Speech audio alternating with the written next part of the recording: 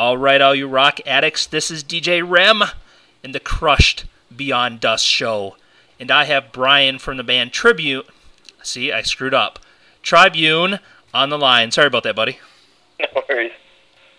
So, how you doing tonight? Doing pretty good.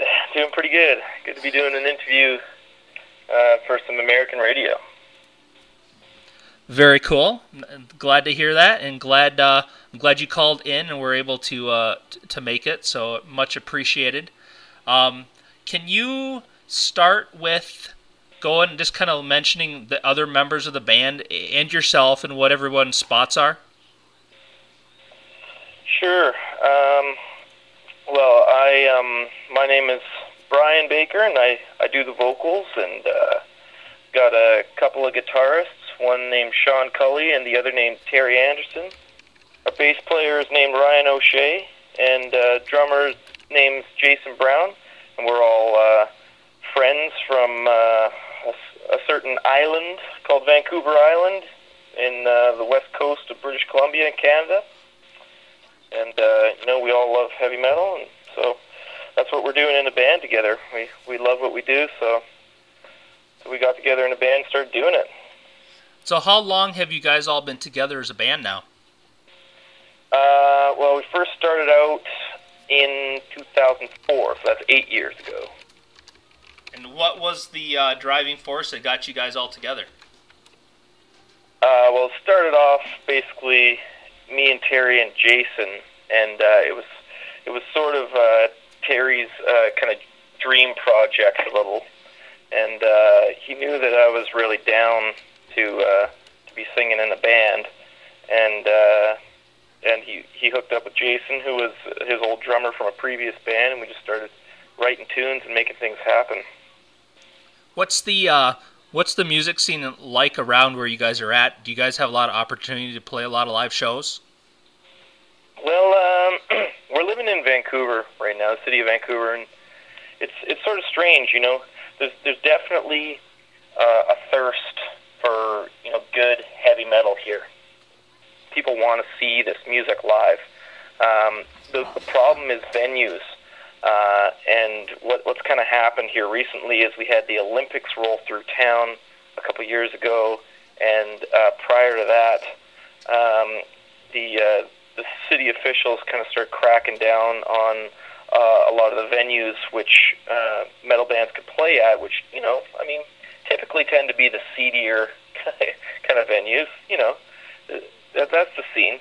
And so a lot of them got closed down around that time to try and, make the city look nicer for the Olympics, the upcoming Olympics. And the scene has been staggering and has only been kept alive by the fact that the people who are in the scene really love the music. So we kind of have like one main venue that everyone can play, and so we sort of try and eke out other shows at other bars when they let us, kind of thing. But basically, there's sort of one venue that local bands can play. Okay, very very cool. What How often are you guys able to get together and practice? I mean, how much time do you guys get during the week to actually work on this? Well, we're pretty strict with our practice schedule. We jam 3 nights a week, and we jam pretty religiously. Like you can't really bow out of it unless you have an extremely good reason. And it's kind of that strict kind of work ethic that I think pushes our music and gives us the kind of tightness that we have as a band. And kind of sacrifices you guys have to make to be able to get together that often and practice and to keep everything rolling. Is it pretty tough? Yeah, I mean, like the sacrifice is there. I think we're all willing to make it, but obviously you got to sacrifice your social life a little bit, and if you have a significant other like I do, then she has to be a pretty understanding woman to to be able to put up with the fact that that you're also married to these 4 ugly, hairy metalheads. You know what I mean?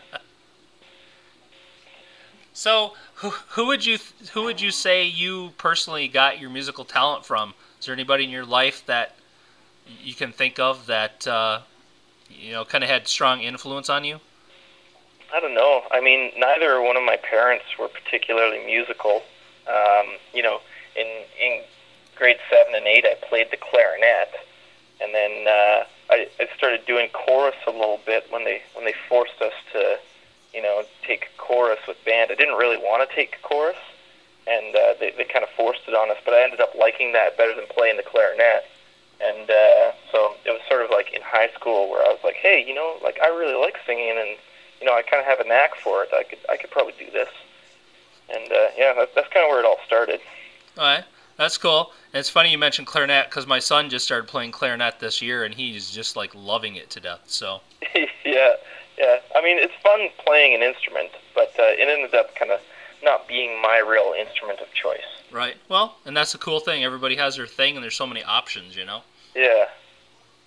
So how did you guys come up with the name Tribune for the band? Well, I believe it was actually Jason's idea. I'm not sure where he came across the name, but we were taking care of my mom's house while she was in Africa for a year, and she has this big chalkboard on one wall, and he just wrote it on the chalkboard along with like the definition of it, and so it was a political position in ancient Rome, and he was kind of the guy appointed to look out for the interests of like the common people and sort of protect them from like the aristocracy. And so we thought, wow, that's pretty cool. And we knew we had to change our band name from what it was, which was Blacklist at the time, and there was like, I don't know, 15 other Blacklists out there. So we thought, hey, that was pretty cool, and it wasn't taken. So yeah, it's been working for us for quite some time now. Nice. Okay, let's talk about the current album for a minute. Where did you guys record that at? We recorded it in conjunction with an independent record label called Haitian Records, and they're based out of Kelowna, and so we kind of partnered up with those guys for the recording of the album. So we ended up traveling between Vancouver and Kelowna to record the album. And Kelowna is probably 400 kilometers away, so like a 4 or 5 hour drive sort of thing. So there's a lot of travel involved, but it ended up turning out for the best. We're happy with how it sounds. How long did it take from beginning to end to get everything recorded? Took a couple of months to get everything recorded because we obviously had to do the trips on the weekend because we're, working during the week sort of thing. So it took a while to get everything together. And I guess even before you recorded, what's your guys' creative process for writing? How do you go about preparing to write an album? Who does that? Well, we're kind of weird because we all sort of write our own parts, and usually it'll start with the strings.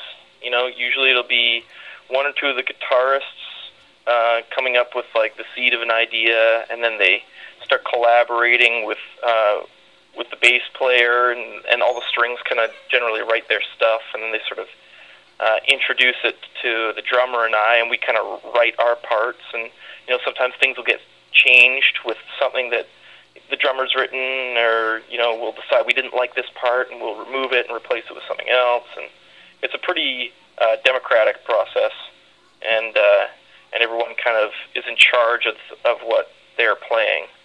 So well, that's pretty cool though that you guys can work together that well. And some bands I talk to, like one person has to do all the writing, otherwise things go bad. So that's cool. That's pretty common way to do it. And the drawback to the way we write is it takes us a long time to get material to the point where we're all happy with it. Right. So this current album, is there any kind of theme going on here with this album? Yeah, there is sort of a theme. You might have noticed it's got two titles. It's called Elder Lore, The Dark Arts. Right. And the thing about the two titles is there's sort of two bodies of work on this album. and it's an album that was written over quite a long period of time, like 6 or 7 years.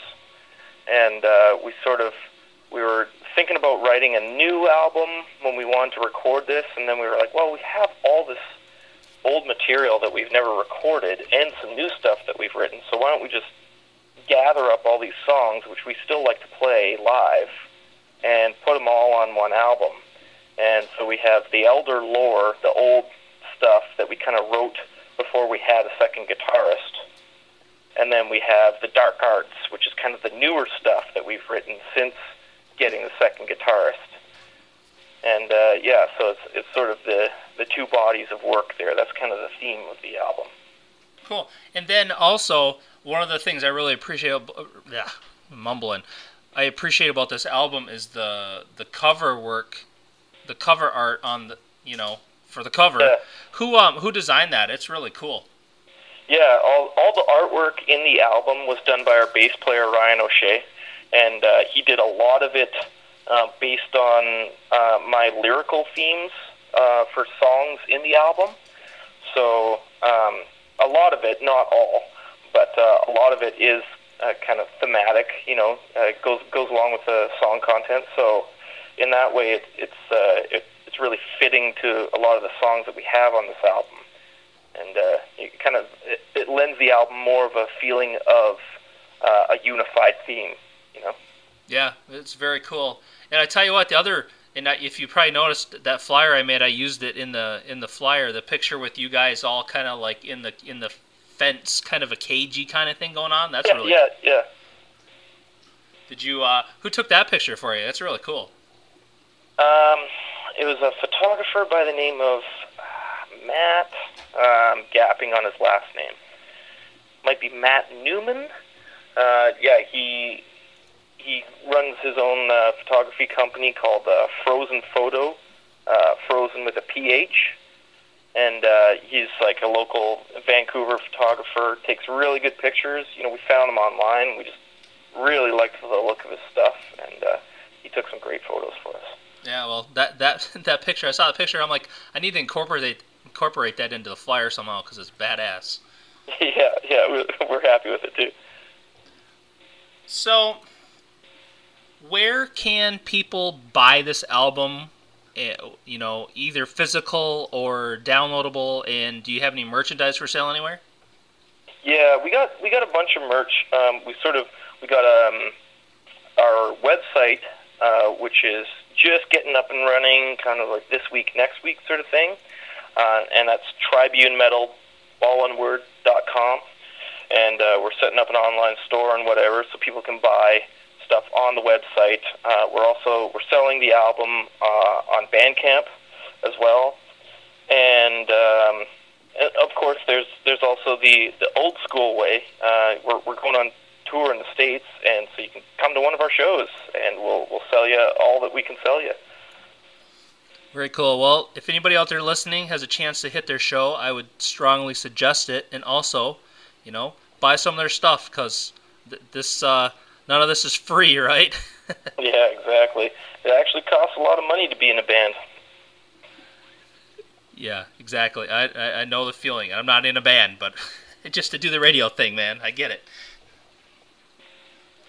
Yeah, it's not cheap. So growing up, what kind of bands kind of were your influences that you grew up listening to? Oh, man, all sorts of stuff. Like, initially, when you're young, you're just stuck kind of listening to whatever your parents have, right? So, my dad was really into, what we'd call nowadays classic rock, Right. He loved Led Zeppelin and the Doors and, the Eagles and Pink Floyd and shit like that. So I kind of was weaned on that, and he also gave me, an interest in, the blues and, classical music as well. And then, when I became a teenager, I sort of discovered stuff like, Metallica and Pantera and stuff like that. And from there, my tastes gradually got, heavier and heavier. So, before too long, I was listening to Shadows Fall and Lamb of God. And, now it's stuff like, Nile and Mastodon and the Black Dahlia Murder and stuff like that. Man, you just named off like every band I love. Very cool. Yeah. It's funny how us metalheads have a common bond, you know?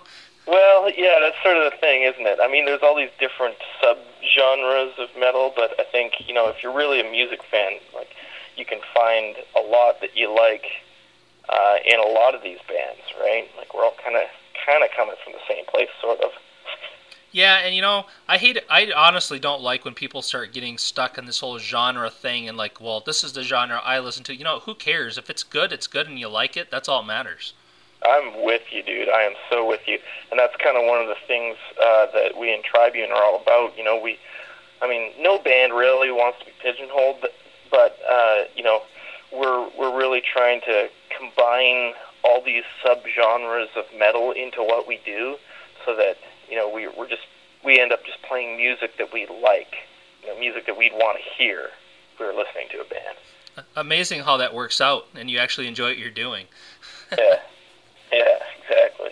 So I asked you about the kind of music you grew up listening to. If I grabbed your iPod or your MP3 player from you right now, what would I find you listening to, like, right now? Well, I kind of got a bit of a mixture going on right now. There's like a few like local Vancouver metal bands like Gross Misconduct and Unleash the Archers that I'm kind of bumping right now.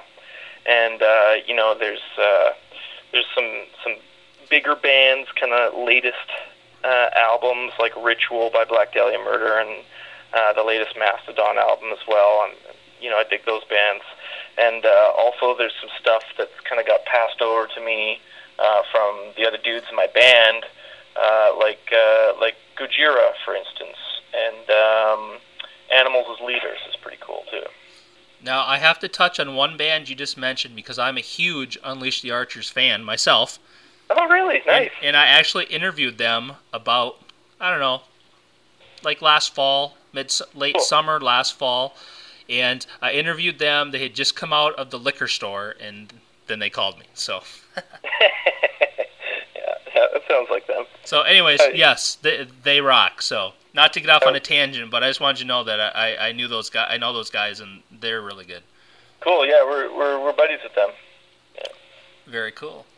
Yeah, they're from Vancouver Island as well. Man, all this good metal coming from Vancouver. That's awesome. Yeah, it's sort of weird, eh? That's right. If only you guys were Red Wing fans, That's all I can say. What will you define? How do you define success for the band? What?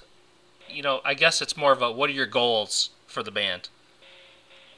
Well, ultimately, I think that I could safely speak for all the members of my band when I say that our goal is to be able to live off our music and be able to, support ourselves and support our families with proceeds from our music. So basically to make a living doing what we're doing now. Yeah, and I wish you the best of luck, because to be able to do what you love and not have to go to another job, that would be awesome. Yeah. And I think someday it will be awesome, because every year we're kind of doing progressively a little bit better and making a little bit more money, and so eventually we'll just get to the point where we're making enough money. I would hope. Well, good luck to you. I have a question from the chat, and my brother NK, he's actually another DJ here at Rock Addict Radio, and he wants to know who's a big band that you'd like to play with. Or just any band, I guess. Well, I myself, you probably get a different answer from each member of my band, but I would love to play with the Black Dahlia Murder. I've met those guys before, and we got them really, really high after one of their shows in Vancouver, and they're hilarious dudes, and I'd like to play a show with them. What's the biggest show you guys have got to play so far? Biggest show we've got to play? Well, we played a Vancouver Island Metal Festival a couple years in a row that had some decent acts on it. Had Unleash the Archers and a textbook tragedy on it. But yeah, I mean, we haven't played any like really massive festivals yet or anything. I hope to soon. That'd be sweet. Yeah, haven't been to any of these big festivals, but they look like they'd be a hoot of a time. So. Yeah, no doubt. Did I just say hoot? Oh my. What's okay? Here's another question about shows. What's the craziest thing that's ever happened to you guys at a show? That you're willing to talk about.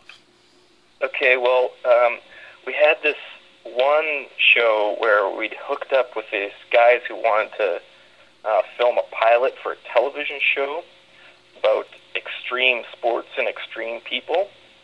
And so we were the extreme band. And so we arranged this house party at our drummer's cousin's house. This is a bit of an involved story. Anyways, so we had this house party going on. Our drummer's cousin is young, and he's got a lot of like young girls and stuff at this house party. A lot of young drunk kids, probably kids who are too young to be drinking, kind of thing. Gotcha. And so they've got the cameras going, and they're trying to get people to sign waivers and stuff. And we had some of our buddies show up with like fire staves and doing some fire spinning. So it was pretty cool.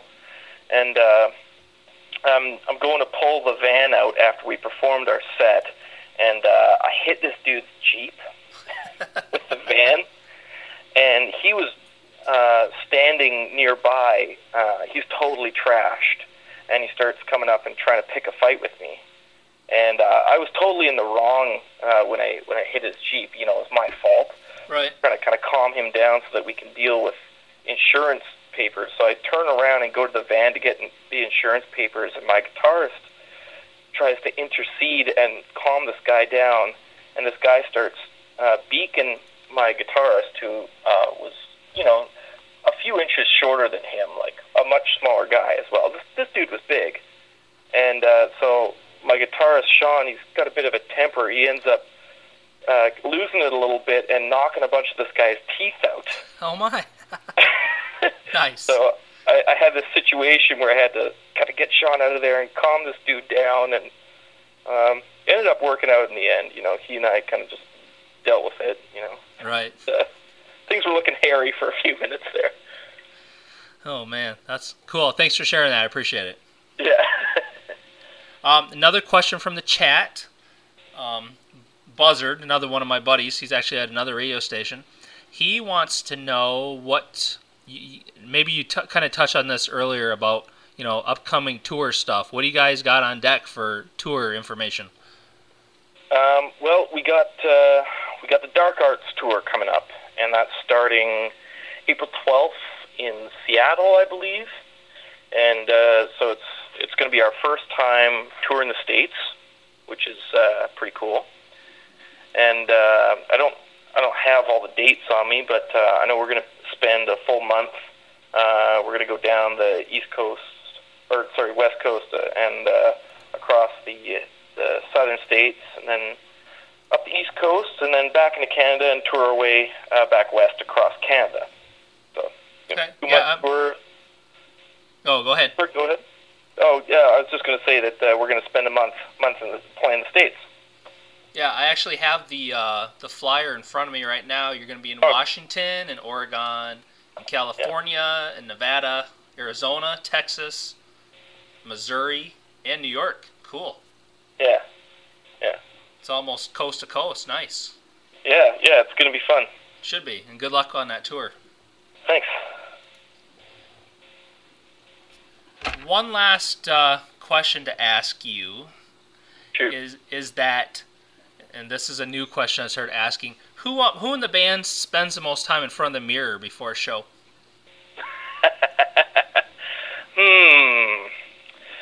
That's a tough one. I quite honestly don't spend much time in front of the mirror ever, but if I had to guess, I would probably say my drummer, I'm guessing. Okay, well, I'll let you explain that one to him when he listens to this. Yeah, exactly. Yeah. gonna be like, what are you talking about, dude? Okay. Anything else you want to tell the world about Tribune that I haven't asked you? Just tribunemetal.com. Go online and check out our new album, Elder Lord of the Dark Arts. It rules, and next year we're going to be putting out another album that's going to be even better. So. Okay, well, when that all happens, make sure you hit me up, and we can. Absolutely. And if you want to do this again, we'll do it again, and we'll push the new album. Right on.